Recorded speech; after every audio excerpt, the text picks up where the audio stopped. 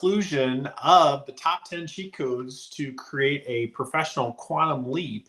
And that could be as a professional that works for another company or also as a business owner. And so with that said, I've got some notes here because I'm going to do two at once, two for Monday. Well, it's been two for Tuesday, but to start your Monday off on the right foot, hopefully these will add some value to your professional endeavors. So with that said, number 2 on the top 10 cheat codes is the Magnate and the Tribesman. These should be two professionals that you add to your board. And when I say board, I mean these are kind of fictitious professionals, but this is how you should be thinking when it comes to solving your biggest challenges and even some of your smallest challenges. So what do I mean? Well, the Magnate is the individual who has made a fortune off of whatever industry that they're in. So imagine that you have a Magnate on your board. It could be someone that you think highly of that's alive, that's a Magnate, that you could just think about how that person interacts or how that person would think with regards to helping you solve your problems.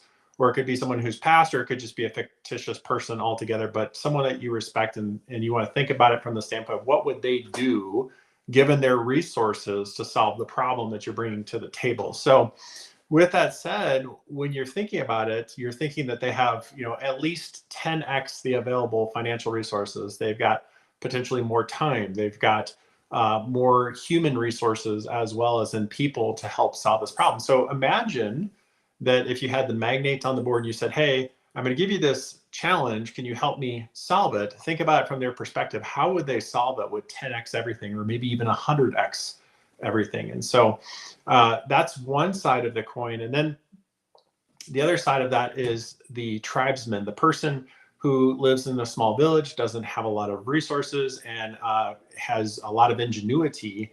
And so with that said, the Tribesman or Tribeswoman on your board is the fictitious person that they don't have a ton of resources per se, but what they do have is unlimited ingenuity to solve a problem. So what you're going to find is that once you kind of run it through these two fictitious board members to help you solve, whether it's a super complex problem or maybe it's a super simple problem and you're just looking for a different way to solve it, you've got two ends of the spectrum. You've got over here, you've got 10x, 100x, everything, finances, time, human hands to help you with it, human brains to help you with it. Opposite side of the coin is you have 1/10 of everything that you could offer to it. So, if you've got a budget of $10,000 to solve a problem, this maybe is $1,000 or maybe even $100. How would you solve it? That's one 1/100th of the available funds to do it.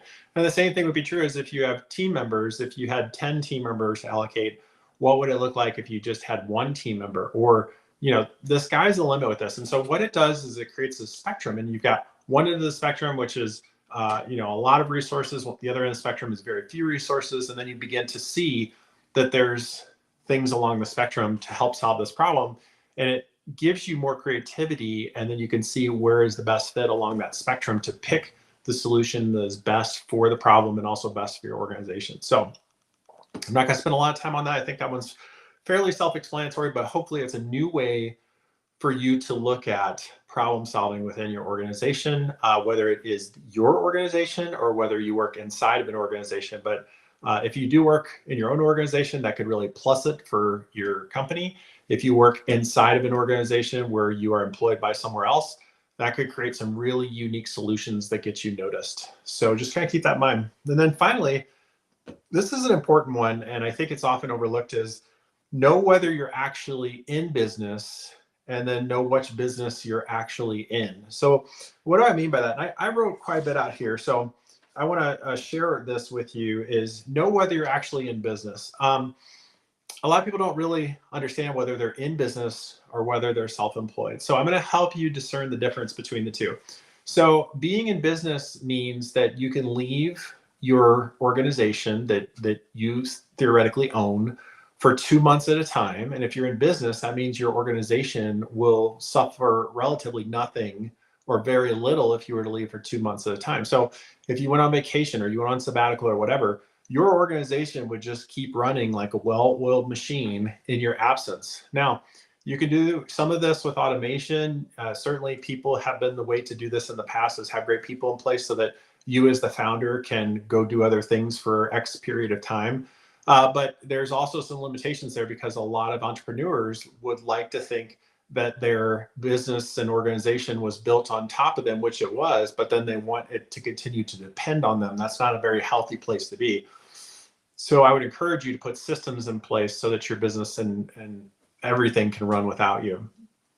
Opposite side of the coin is self-employment. And so self-employment is where if you went away for 2 months, your business would probably close. Now, it's if you're making a handsome living and it all depends on you and you're happy with that, that's fine. But that's self-employment if that cannot happen in your absence. So just kind of keep that in mind. A lot of professional trades, and what I mean by professional trade is a degreed licensed trade, such as legal in some instances, healthcare in other instances, accountancy in other instances. Those require people to be in seats producing. Now, if you've hired people to produce in your absence, then you have a business if you have those professional trades. So think of the founder of a law firm, for instance. If they can leave for 2 months at a time, they have a business. If they're a single horse show and every legal case relies on them, then they don't have a business, they have self-employment. And so it's good to know the difference because of the fact that, whether that's planning for future succession strategy, whatever, you need to know what business you have or whether you have self-employment. And then also, I just want to look at my notes here.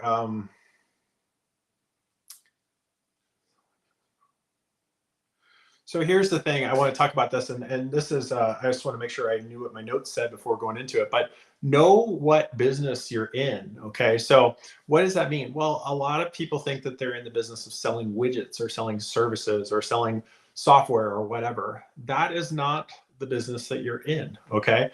That is what you sell, but that's not the business that you're in. And so with that in mind, I would encourage you to think of it along the lines of you're creating experiences, you're creating memorable moments, you're creating entertainment, you're creating one-of-one. You're just setting yourself apart so much because of the fact that that's the business that you're in. And the reason why I say that is because it does not matter your profession. I don't know of any examples where it does matter, but if you are in handyman services, for instance, there's tons of other handyman or handywoman services out there that could easily replace you. But if you create really unique experiences for your clients, then it's no longer about the handyman services. As long as you do a good job, they will default to you because of the experience that you create. So I would encourage you to think about your professional endeavors from that standpoint. Is how do you create an experiential situation rather than a money in exchange for goods or services situation? Because everybody is a commodity, and sometimes that is met with varying degrees of popularity when I say that, but it's the truth is that there's plenty of other professionals out there, whether you are a financial advisor, you're a doctor, whether you're a lawyer, whether you're a handy professional, contractor, you name it, it does not matter. There are other people that can do what you do. And so it's also true that the most best at anything oftentimes does not get discovered within an industry.